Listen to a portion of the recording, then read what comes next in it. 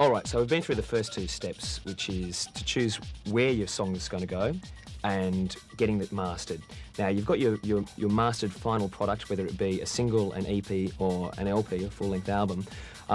What do you end up with after you walk out of the studio, out of the mastering studio? What have you got in your hand? Most of the time you'll walk out with the DAT, the digital audio tape.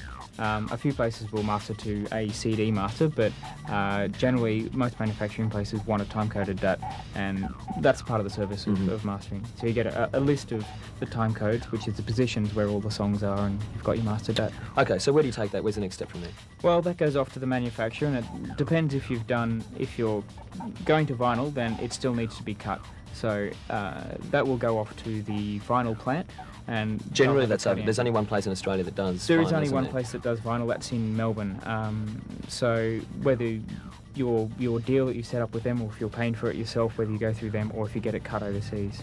So what are the overseas logistics like? Getting vinyl pressed overseas? It's just time. Is it? Yeah. It takes more time. A lot of the time they put you on a lower priority list because it's not a local client who's in there harassing them, and they get it done, and sometimes it can be about a 5 or 6 week turnaround, and sometimes it can be half a year if you're really bad. What sort of costs are we talking about? I mean, if you're an independent producer and you've got your final mastered tape and you're wanting to put it down, let's just say you're wanting to put it down just to CD at this stage, what kind of cash are you looking to have in your pockets to say get a run of what, 500? Is 500 a pretty average number for a first time? For 500, you're looking at around $1,500 for a basic run. If you're looking at basic artwork, not doing anything too special with the packaging, to finish it off and get the run done. Okay, so far we've got decided on where it's going to go. We've taken it to mastering. We've got the DAT out from the mastering plant. That's right. We've taken it to the CD or the vinyl production plant, and they're going to press them to the physical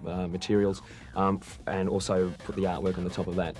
From there, you're given a stack of 500 CDs that sit in the back of your room. That's right. And they can sit there and you can ponder them for a while, or you can get them out to the shops. Now, once again, it's tied in with the manufacturing. You can do a distribution deal with someone, which they take a cut of the final cost of it, of what the money that comes in from the sales. They take a cut of that and they do the manufacturing. It's a bit of a risk on their behalf. Yeah. But generally they'll send you the bill. What is your advice as an artist in regards to people putting material out like that? I mean, what's a low risk way of at least getting your material seen in some shops, in some places? Going with the distribution deal initially, and they'll do manufacturing distribution if they believe with it. Okay, so this is basically the next step, is getting a distributor. Yep. What are the things to look out from an artist's perspective when you're sourcing a distributor? One that has a pretty good rapport with the shops. That if it starts selling, the shop's going to call up and say, we want some more, and they that you've seen that other artists that have used this distributor, and you've seen their product in the shops. And it's the sort of shops that you want to be in. You don't want, if you're doing dance product, you don't want to go into a country and western shop, obviously. Yeah. And what are your rights and obligations in that scenario? Once again, comes down to your individual deal, but it might be a good idea to start off with your own distribution. You get to know the people in the shops, and then you hand it over to a distributor, and you know where you would expect it to be, and you know what to expect from the placement in the shop. Now, what about the legal processes that are involved in this kind of thing? Because there's a number of ways of making money out of your tracks, aren't there? Besides the physical sale of the CDs, you can actually make money from your music being used elsewhere too. That's right. There's an association called APRA, which is the Performing Rights Association. Anything you write, if you write music as well as the producing it, putting it out, anything you write, you register with APRA.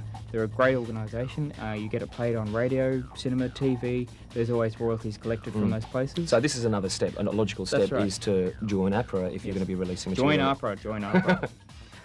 Well, at this stage of the process, we're all feeling pretty smug about ourselves. The CDs are being cut, they're in the stores. Seemingly, we only have to sit back and wait for the cash to flow in. Or not.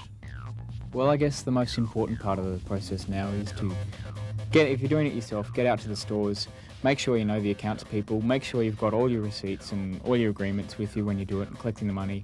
Have a good relationship. If you're doing distribution through a distributor, then you'll be waiting 6 months on 6 months on 6 months as it comes from the stores into them, and then they account to you.